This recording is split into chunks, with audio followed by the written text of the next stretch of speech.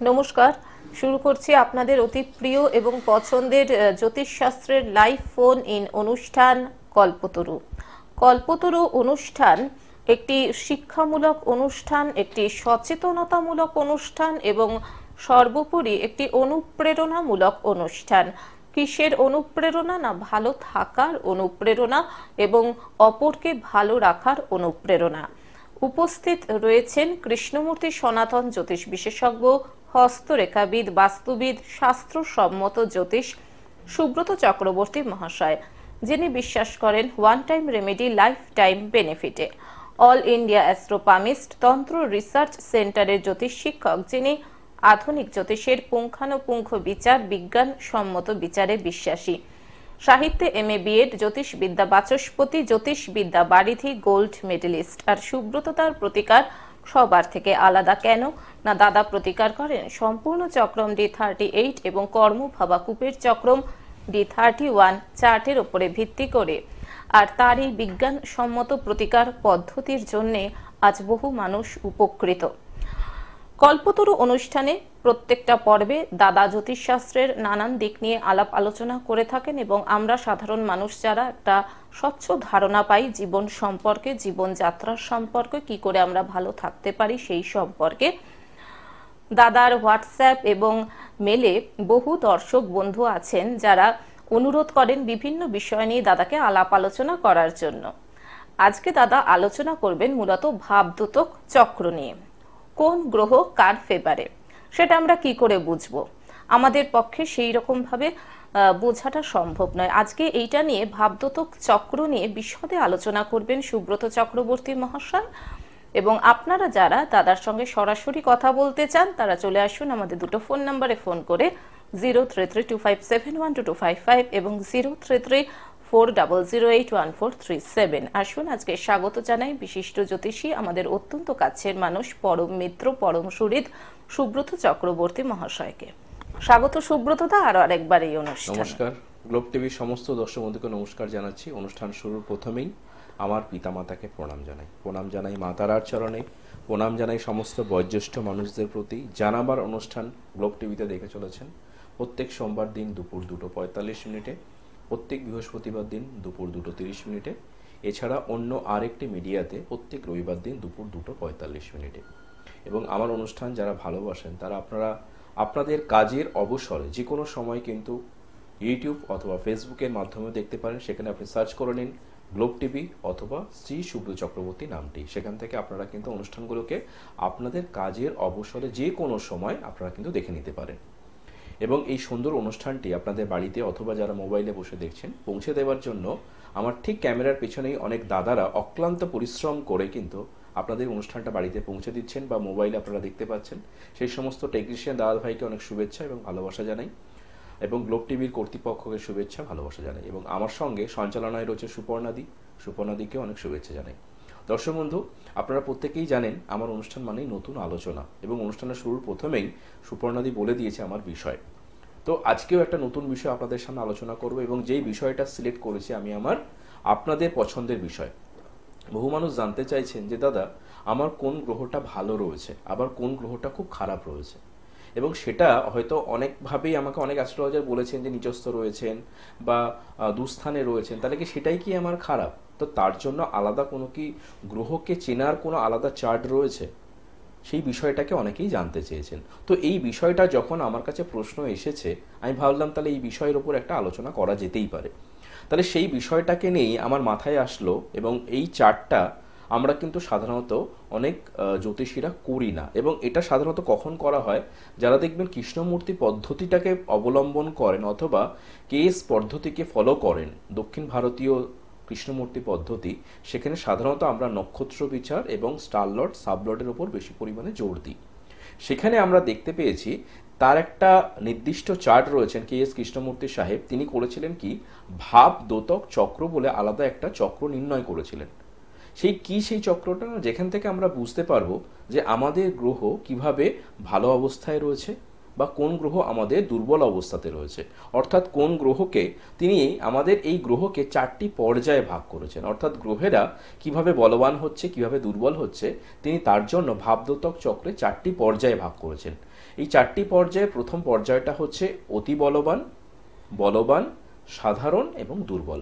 অর্থাৎ গ্রহেরা যদি খুব ভালো থাকে তাহলে তাকে তিনি বলেছেন অতি বলবান, এবং যদি তিনি মধ্যম প্রকৃতির থাকেন তাকে তিনি বলেছেন বলবান, বা তিনি হয়তো একদম দুর্বল নয় একদম বলবান বা অতি বলবান নন, তিনি সাধারণত কিছুটা কার্যের দ্বারা মানুষের জীবনে ভালো জায়গাগুলো দিয়ে যাচ্ছেন, তাহলে তাকে তিনি বিচার করে রেখেছেন সাধারণের জায়গায়। এবং যে গ্রহেরা আমাদের জীবনের জন্য অনেক অশান্তি, ঝুট ঝামেলা, বিভিন্ন ধরনের সমস্যাকে বয়ে নিয়ে আসছে, তার জন্য তিনি সেই গ্রহদেরকে দুর্বল হিসাবে চিহ্নিত করেছেন। তাহলে এই যে আমাদের গ্রহেরা কিভাবে অশুভ অবস্থাতে রয়েছে এই ভাবদ্যোতক চক্রের মাধ্যমে বোঝা যায়। আমি গতকালকে একটা চ্যানেলেতে লাইভ ছিলাম এবং এই বিষয় নিয়ে যখন আলোচনা করেছি আপনারা বহু মানুষের সাড়া সুপর্ণা দিয়ে আমি পেয়েছি। কালকে একটা চ্যানেলে আমার লাইভ ছিল, শুধু ওই চ্যানেলেই নয়, সুব্রততে একটু ইন্টারাপ্ট করছি, আপনি যখন শিলিগুড়িতে থাকেন চেম্বার নিয়ে ব্যস্ত থাকেন তখনও কিন্তু বহু মানুষ এখানে এসে জানতে চান, এবং আমি ডায়েরিতে নোট করে রাখি যে এই আপনাকে বলেওছি যে কি কি বিষয় নিয়ে তারা জানতে চাইছেন, যে আপনি সত্যি সুব্রততে এত সুন্দর করে গুছিয়ে বলেন জ্যোতিষশাস্ত্রের ব্যাখ্যা, যে সাধারণ মানুষের যাতে বোধগম্য হয়। এবং সত্যি কথা, আমাদের এই চ্যানেলে সুব্রত দার জন্য কিন্তু প্রচুর ফোন আসে যে তারা অনুরোধ করেন আজকে দাদা যেন এই টপিক নিয়ে আলোচনা করেন, কালকে দাদা যেন ওই টপিক নিয়ে আলোচনা করেন। এবং এটা অত্যন্ত ভালো লাগার বিষয় যে দর্শক বন্ধুদের মনে একটা আলোড়ন সৃষ্টি হয়েছে দাদার এই বক্তব্য শুনে। একদম, এটা একটা বলতে পারেন মানুষের আশীর্বাদ। এবং গ্লোব টিভির কর্তৃপক্ষও আমাকে অনেক সময় ফোন করেও বলেছেন যে সুব্রত তোমার আলোচনা তুমি ভালো করে রেখো এবং প্রত্যেকটা বিষয় তুমি সুন্দর করে আলোচনা করছো, এটা আমার যথেষ্ট ভালো লাগে এবং সেই সঙ্গে এটা আপনাদের আশীর্বাদ। তো এটাই বলার যে গতকালকে যখন আমি অন্য চ্যানেলে একটা লাইভ করছিলাম, আমার অনুষ্ঠান শেষ হওয়ার পর আমি তো সঙ্গে সঙ্গে ফোন ধরতে পারি না, তো আমার অ্যাসিস্ট্যান্টরা ফোন ধরেছিলেন। তারপরে বহু ফোন কলস, কালকে যেহেতু একদম বছরের শেষ দিন ছিল, তো সেক্ষেত্রে বহু ফোন কলস পেয়েছি ওই বিষয়টাকে জানার জন্য, ভাবদ্যোতক চক্র। তো এই ভাবদ্যোতক চক্র নিয়ে কিন্তু এখনকার দিনে আলোচনা করা হয় না। সাধারণত দেখবেন আমরা সাধারণত কি বলি যে গ্রহেরা দুর্বল হয়েছে তার মানে তিনি নিচস্থ রয়েছেন, অথবা তিনি দুস্থানগত রয়েছেন অর্থাৎ ষষ্ঠ অষ্টম দ্বাদশের কানেকশনে রয়েছেন, অথবা তার কোনো দৃষ্টি বিনিময়ের জন্য তিনি দুর্বল হয়েছেন। আমরা সাধারণত এইভাবেই কিন্তু গ্রহের দুর্বলতাকে চিনি, কিন্তু কখনোই আমরা কোনো গ্রহকে এইভাবে কিন্তু দুর্বল হিসাবে চিহ্নিত করতে পারি না। এবং আমাদের একটা খুব পদ্ধতি রয়েছে, দেখবেন আমরা যারা জ্যোতিষী করি বা যারা জ্যোতিষ নিয়ে চর্চা করেন তারা আপনারা দেখবেন যে যখনই কোনো কিছু প্রতিকার প্রতিবিধান করা হয়, সাধারণত যে কোনো গ্রহ হয়তো দুস্থানে রয়েছেন, তিনি দুর্বল রয়েছেন, তিনি নিচস্থ রয়েছেন, বা তিনি লগ্নপতি, তিনি পঞ্চমপতি বা নবমপতি, আমরা তাকে সবসময়তে কিন্তু সাপোর্ট করে থাকি। কিন্তু আমি এই জিনিসটা খেয়াল করে দেখেছি যে কে এস কৃষ্ণমূর্তি সাহেব তিনি কিন্তু একটু অন্যভাবে নাক্ষত্রিক বিচারের মাধ্যমে তিনি সম্পূর্ণভাবেই কিন্তু চলে গেছেন অন্য পদ্ধতিতে, গ্রহদের বিচার বিশ্লেষণ ভাবদ্যোতক চক্রের মাধ্যমে, যে যার ফলে কি হয় মানুষের মধ্যে ধরুন কোনো কিছু সমস্যা তৈরি হয়েছে, হয়তো তার জীবনে দেখা যাচ্ছে রবি নিচস্থ অবস্থাতে রয়েছে, বৃহস্পতি দুর্বল অবস্থাতে রয়েছে। এবার যে কোনো অ্যাস্ট্রোলজার বলতে পারেন লগ্নপতি, যেহেতু অনেকে যেমন কি ধরুন আপনার মেষ লগ্ন, তাহলে লগ্নপতি হচ্ছেন মঙ্গল, তাহলে মঙ্গলকে সাপোর্ট করে দাও। কিন্তু আমরা কখনোই দেখছি না সেই লগ্নপতি ষষ্ঠ কারক গ্রহ কিনা, ষষ্ঠের অধিপতি কিনা, তিনি দ্বাদশের অধিপতি কিনা, তিনি অষ্টমের অধিপতি কিনা। তাহলে আমরা সেগুলোকে না দেখেই কিন্তু প্রতিকার প্রতিবিধান করে দিচ্ছি, বা সেই লগ্নপতিকে বা পঞ্চমপতি দেখা গেল তিনি হয়তো কিছুভাবে দ্বাদশের অধিপতি, আমরা কিন্তু দ্বাদশের তাকে সাপোর্ট করে দিলাম। তার মানে এই জিনিসটা আমাদের কিন্তু প্রতিকার নির্ণয়ের জন্য ভুল হয়ে যাচ্ছে। বা অনেক সময় আমরা দেখেছি যে রবি নিচস্থ অবস্থাতে রয়েছে, বৃহস্পতি নিচস্থ অবস্থাতে রয়েছে, বা মঙ্গল নিচস্থ অবস্থাতে রয়েছে, বা যে কোনো গ্রহ নিচস্থ অবস্থাতে রয়েছে, আমরা তার প্রতিকার প্রতিবিধান করে থাকি। কিন্তু আমরা কি কখনো দেখেছি আমরা শুধুমাত্র লগ্ন কুণ্ডলিতে সেই গ্রহটাকে নিচস্থ দেখলাম, আমরা তাহলে ভেবে নিলাম সেই গ্রহটি দুর্বল অবস্থাতে রয়েছে। কিন্তু কিরেশ কৃষ্ণমূর্তি বলছেন সেই গ্রহটি যখন ন্যাটাল চার্টে দুর্বল অবস্থাতে রয়েছেন, আমরা কিন্তু তাকে দেখছি না তার অন্য কোনো ফর্মুলা রয়েছে, সেই গ্রহটা আমাদের পজিটিভ জায়গা দিতে পারে, আমরা তাকে নিচস্থ হিসাবেই দেখেছি। তার মানে আমরা একটা কথা রয়েছে না যে দেখবেন বাঙালিদের মধ্যে একটা বিষয় থাকে যে বাংলা মিডিয়ামে পড়েছি যে তার হয়তো ইংলিশে কাঁচা, অর্থাৎ আমার মনের মধ্যে ভয়টাই ঢুকে গেছে আমি ইংলিশ পারবো না। এই যে মনে পারবো না, এই পারবো নাটাই কিন্তু আমাদের সবসময় চলতে থাকে। ব্যাপারটাও সেরকম তাই, যে যে গ্রহ নিচস্থকে করে আমরা রেখে দিয়েছি, আমরা মনে করি তার দ্বারা হয়তো আমার জীবনে কোনো উন্নতি সাধন হলো না, কিন্তু আমরা যখন ভাবদ্যোতক চক্রে চলে যাব সেখানে দেখা যাবে সেই গ্রহটি কিছুভাবে অতি বলবান অথবা সাধারণের জায়গায় রয়েছে। অর্থাৎ সেই গ্রহটি আপনাকে কিন্তু বাঁচিয়ে দিতে পারে, ভালো জায়গা দিতে পারে। আমরা সেই বিষয় নিয়ে কিন্তু আলোচনা করছি না। এবং সেই গ্রহটা কিভাবে বলবান হচ্ছে, অতি বলবান হচ্ছে বা সাধারণ হয়ে থাকছে বা দুর্বল হয়ে থাকছে, সেটা সম্পূর্ণভাবেই যখন আপনি ভাবদ্যোতক চক্রটা করবেন সেখানে দেখা যাবে গ্রহের দৃষ্টির কানেকশন, তার নক্ষত্রের সংযোগ, তার একাদশের সঙ্গে লগ্নপতি বা দ্বিতীয়পতির সংযোগ খুব শুভ অবস্থাতে রয়েছে। অর্থাৎ ন্যাটাল চার্টে যে গ্রহ দুর্বল অবস্থাতে রয়েছে, দেখা গেল সেই গ্রহটি ভাবদ্যোতক চক্রে অতি বলবান বা বলবান যদি থাকে, সেই গ্রহই আপনাকে কিন্তু বাঁচাতে পারে। তাহলে আমাদের সেই বিষয়গুলোকে কিন্তু বার করতে হবে বা জানতে হবে, বুঝতে হবে যে কোন গ্রহ আমাকে ফেভার নিয়ে আমার ফেভারে থেকে সেই গ্রহই আমাকে আমার পথকে অতিক্রম করে দিতে পারে, আমার এই সফলতাকে ছুঁয়ে দিতে পারে, সেগুলোকে কিন্তু জানা অত্যন্ত প্রয়োজন। তাই ভাবদ্যোতক চক্রটা আপনারা যারা করেননি, আপনারা যারা মনে করছেন যে এই চারটি কিভাবে নির্ণয় করতে হয়, যারা কৃষ্ণমূর্তি পদ্ধতি জানেন সেই সমস্ত জ্যোতিষীদের কাছে আপনারা যান। আপনি গিয়ে সরাসরি বলুন যে আমার ভাবদ্যোতক চক্রে আমার 9টি গ্রহ, সেই সঙ্গে ইউরেনাস, নেপচুন এবং প্লুটোরও কিন্তু সমপরিমাণ ভূমিকা রয়েছে। অর্থাৎ কে, ইন্দ্র, বরুণ এবং রুদ্র, তাদেরও ভূমিকা রয়েছে। কারণ এখানে কিন্তু আমি কিছু জিনিস বলবো এরপরে, যে শনির অবস্থানের জন্য মানুষের জীবনে বহু মানুষ কর্মজীবনে হয়রানি শিকার করে গেছেন, তিনি কখনোই সফলতাকে ছুঁতে পারেননি। সেখানে ইন্দ্র, বরুণ, রুদ্রেরও কিন্তু ভূমিকা রয়েছে ভাবদ্যোতক চক্রে। আমি আলোচনা অবশ্যই করব। ফোনে কোনো বন্ধু এসেছেন। নমস্কার, স্বাগত আপনাকে এই অনুষ্ঠানে। ফোনে কে রয়েছেন? হ্যাঁ বলুন, কার সম্পর্কে জানবেন? আচ্ছা, আপনার নাম কি? আমার নাম হচ্ছে গৌতম দাস। কোথা থেকে বলছেন? বাক্সারা। আচ্ছা, আপনি জন্ম তারিখটা বলুন আপনার। 1296 বুঝতে পারছি না, পরিষ্কার করে বলুন, জোরে। 18 আগস্ট 18 আগস্ট 1961। 61। বেশ। জন্ম সময়? জন্ম সময় হচ্ছে বেলা 2:08। বেলা 2:08। বেশ। জন্মস্থান? জন্মস্থান কোথায় দাদা? জন্মস্থান বলুন, কোথায় জন্মেছেন? নলহাটি, বীরভূম। নলহাটি, বীরভূম। নলহাটি, বীরভূমে জন্মগ্রহণ করেছেন। শুক্রবার ছিল? হ্যাঁ, শুক্রবার ছিল। লগ্ন হচ্ছে ধনু লগ্ন, রাশি হচ্ছে তুলা রাশি, জানা ছিল? হ্যাঁ, এটা জানছি। আচ্ছা, আপনার নক্ষত্র হচ্ছে সাথী নক্ষত্র, সপ্তমী শুক্লপক্ষ তিথিতে আপনার জন্ম হয়েছিল। সূর্য সিদ্ধান্ত যোগ হচ্ছে ব্রহ্মযোগ, আপনার গণ হচ্ছে দেবগণ। প্রথমে যেটা বলবো গৌতম বাবু, আপনার জন্মকুণ্ডলিতে যেটা নির্দেশ দিচ্ছে, আপনি কর্মজীবনে বহু স্ট্রাগল করেছেন এবং এখনো কিন্তু করে যাচ্ছেন। আপনার বাড়ির অনেক কাজ অগোছালো হয়ে রয়েছে। অর্থাৎ আপনি যদি মনে করেন আমি সব কাজ গুছিয়ে করব, আপনার সব কাজ কিন্তু গুছিয়ে করে উঠতে পারবেন না। কোথাও গিয়ে মনে হবে আমার কাজ যেন এগোচ্ছে না, প্রতি পদে যেন আমার যে কোনো কাজ বাধা পড়ে যাচ্ছে। আরেকটা বিষয় যেটা বলা, আপনার শনি সক্ষেত্রগত কিন্তু বক্রী অবস্থাতে রয়েছে।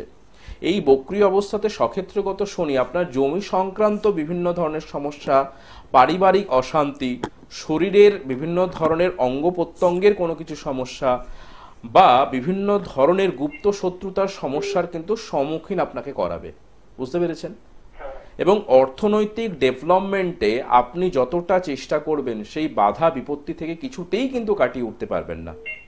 এবং মানসিক অবসাদ এই সময় ক্ষেত্রে কিন্তু প্রবলভাবে চলছে। এবার বলুন, আমি যেগুলো বললাম আপনার জীবনের ক্ষেত্রে সেগুলো কি ঘটছে বা কি জানতে চাইছেন? হ্যাঁ, 80% ঠিক আছে। আচ্ছা, আপনি কি জানতে চাইছেন বলুন। আমি জানতে চাইছি আমার অর্থনৈতিক ভবিষ্যৎটা, মোটামুটি কর্মজীবনটা কিরকম। আচ্ছা, অর্থনৈতিক জায়গায় আমি তো প্রথমেই আপনাকে বলে দিলাম যে অর্থনৈতিক ডেভেলপমেন্টে আপনি যতটা চেষ্টা করবেন সেই জায়গা থেকে প্রভূত পরিমাণে বাধা পাবেন। আপনার দশা অন্তর্দশা আপনাকে নির্দেশ দিচ্ছে আপনার চলে যাবে, ঈশ্বরের কৃপায় চলে যাবে সমস্ত কিছু।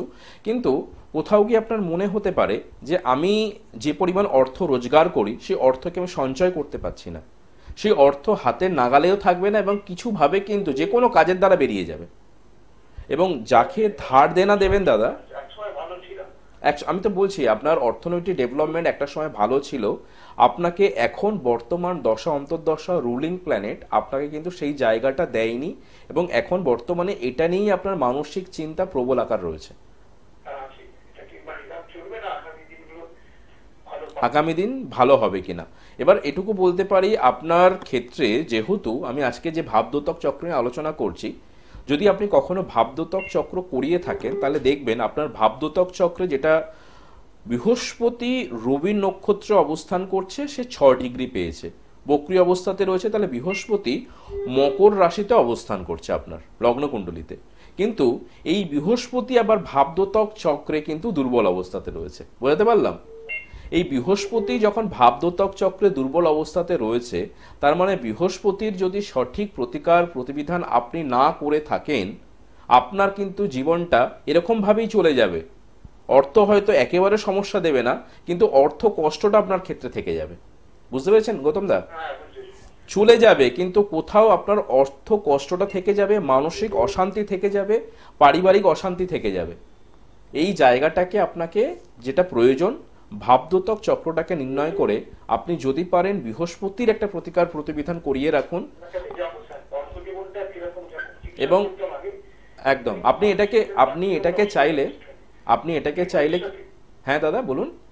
টিউশন করতাম, একসময় ভালো ছিল, গত বছর পর্যন্ত মোটামুটি ছিল, কিন্তু যে বছরটা ভালো স্টুডেন্ট পাচ্ছি না।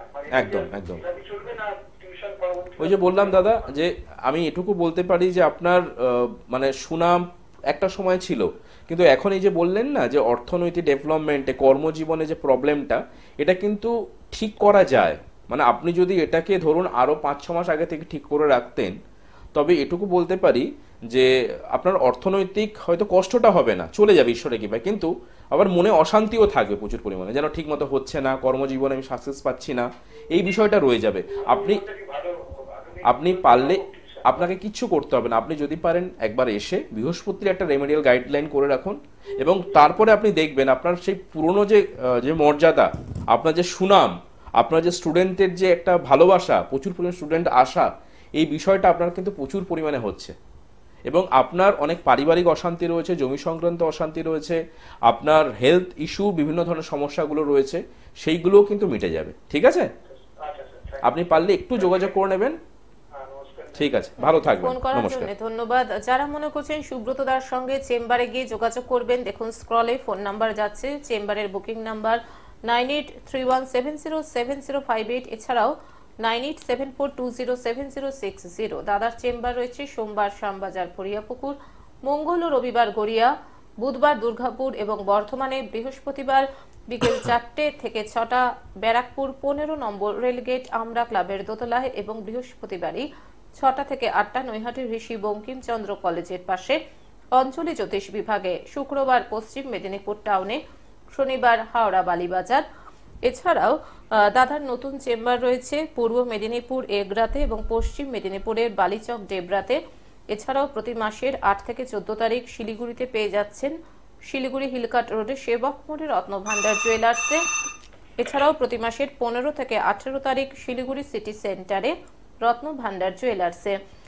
এই প্রসঙ্গে একটা কথা বলি যে আজকে সুব্রতদা আলোচনা করছেন ভাবদ্যোতক চক্র নিয়ে, এবং কিছু দর্শক শ্রোতা বন্ধু সুব্রতদাকে তার মেলে, হোয়াটসঅ্যাপে অনুরোধ করেছেন এই বিষয়টি নিয়ে আলাপ আলোচনা করার জন্য। এবং একটু আগে যেটা বলছিলাম আমি, যে আমাদের এই চ্যানেলেও প্রচুর রিকোয়েস্ট আসে যে দাদা যেহেতু এত সুন্দরভাবে ব্যাখ্যা করেন, এবং সাধারণ মানুষ আমরা বুঝতে পারি, জানতে পারি এবং সচেতন হতে পারি জীবন সম্বন্ধে, কাজেই আপনারা যারা মনে করছেন যে কিছু কিছু বিষয় নিয়ে হয়তো আপনারা জানতে ইচ্ছুক, কাজেই নির্দ্বিধায় আপনারা সুব্রততাকে সেই সমস্ত বিষয়, যে বিষয় মনে করছেন যে দাদা আলোচনা করলে আপনাদের একটু সুবিধা হবে, একটু ভালো হবে, তারা ওই যে হোয়াটসঅ্যাপ নাম্বার যাচ্ছে ফোনে স্ক্রলে দেখুন যাচ্ছে দুটো যে নাম্বার, সেই নাম্বারে দাদাকে রিকোয়েস্ট করতে পারেন, বা দাদার যে মেল আইডি আছে সেখানেও আপনারা জানাতে পারেন যে কোন বিষয় নিয়ে আপনারা পরবর্তী পর্বে শুনতে চাইছেন সুব্রতদার কাছ থেকে। আচ্ছা, আমি একটু আলোচনা করে নিই, তারপর আপনার সঙ্গে কথা বলবো। যিনি ফোনে আছেন, যিনি ফোনে আছেন একটু বলতে থাকুন। ভাবদ্যোতক চক্রে সাধারণত এরকম বহু মানুষ দেখতে পাওয়া যায় যাদের জীবনে মনে হতে পারে আমি জীবনে কিছু করে উঠতে পারলাম না, প্রতি পদে বাধা, জীবনে অনেক সুযোগ সুবিধা আপনি পেয়েছেন কিন্তু সেটাই কাজে লাগাতে পারেননি। হয়তো একটা সময় আপনি খুব ভালো পজিশনে ছিলেন, এখন এতটাই ডাউনফল চলে গেছেন যে সেখান থেকে আপনি আর ঘুরে দাঁড়াতে পারছেন না।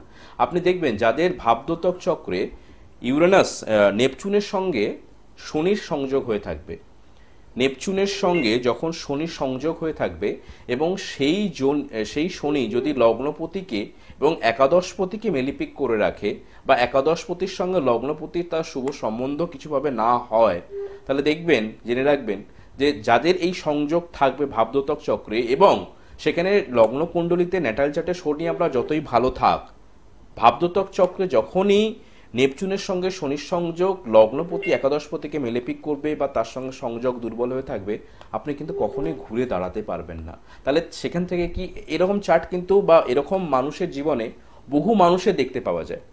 তো তাদের আমি একটা জিনিস সবসময় বলবো যে শনির এবং নেপচুনের যে সঠিক প্রতিকার প্রতিবিধান, শনির এবং নেপচুনের সঠিক প্রতিকার প্রতিবিধান আপনি যদি ভাবদ্যোতক চক্র হিসাবে করে থাকেন, সেখানে শনি যদি কিছুভাবে সাধারণ অথবা দুর্বল অবস্থাতে থাকে, তার প্রতিকার প্রতিবিধান করলে আপনি কিন্তু সেই পুরনো হারানো গৌরবকে, আমি অনেক ক্ষেত্রে দেখেছি যারা ব্যবসায়ী এই প্রবলেমটা অনেকের ক্ষেত্রে আসেন, অর্থাৎ যে বিজনেসটা করতেন বা কর্মজীবনে আপনি যে সুনামটা পেয়েছিলেন সেই সুনামটা আপনার কিন্তু দিন দিন হারিয়ে যাচ্ছে।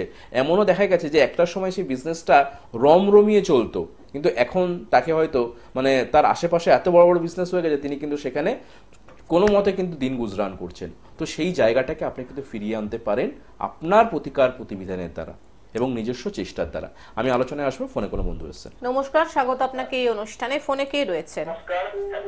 Happy new year. হ্যাঁ বলুন, কার সম্পর্কে জানবেন? আচ্ছা, কার সম্পর্কে জানবেন? নাম বলুন। জন্ম তারিখ? 12/3/1991। জন্ম সময়? সকাল 8:10। জন্মস্থান? কি জানতে চান বলুন। আচ্ছা, দাদার অনুষ্ঠান দেখেন নিয়মিত?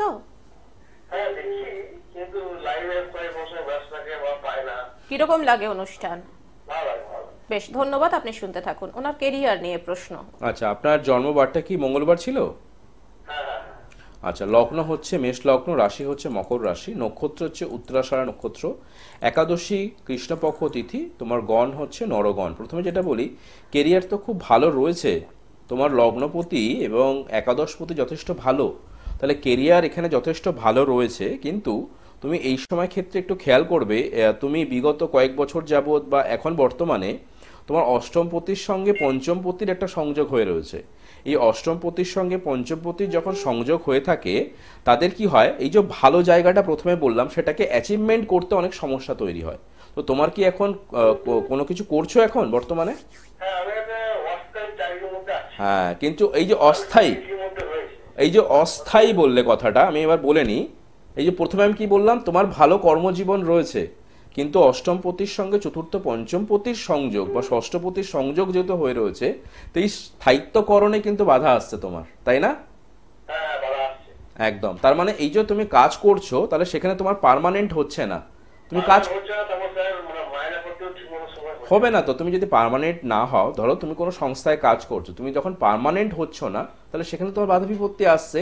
তার মানে দেখো ভাই, তোমাকে আমি বলে দিচ্ছি এই যে জিনিসটা, এবং এতে দেখবে তোমার ক্ষেত্রে যেটা হবে কি বলতো, তোমার একটা মানসিক উদ্বেগ তৈরি হবে, অর্থনৈতিক জীবনে বাধা আসবে, তোমার পরবর্তী ক্ষেত্রে অনেক স্বপ্ন রয়েছে বা বিবাহ পরবর্তী জীবনে কি হবে বা বিবাহ কিভাবে হবে, এই জায়গাটা কিন্তু অনেকটা দেরি করে হবে, বুঝতে পেরেছো?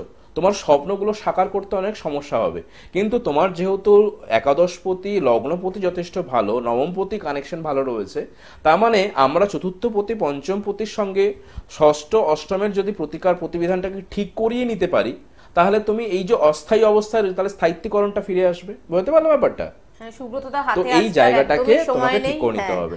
আজকে যেহেতু সময়কে একেবারেই নেই, তাহলে আমি জাস্ট একটা জিনিস বলে নিই, ভাবদ্যোতক চক্রের ক্ষেত্রে যাদের বুধের কানেকশন খুব ভালো রয়েছে তারা কিন্তু ঘুরে দাঁড়াতে পারেন, বা বৃহস্পতির কানেকশন খুব ভালো রয়েছে, যাদের জীবনে প্রকৃতপক্ষে বাধা যাচ্ছে, বুধ বৃহস্পতি এবং শনির ভাবদ্যোতক চক্রের যদি প্রতিকার প্রতিবিধান করা যায়, আপনি কিন্তু অনেক ভালো থাকবেন। এবং আপনার কোন গ্রহ আপনার ফেভারে রয়েছে তাকে বুস্ট করুন।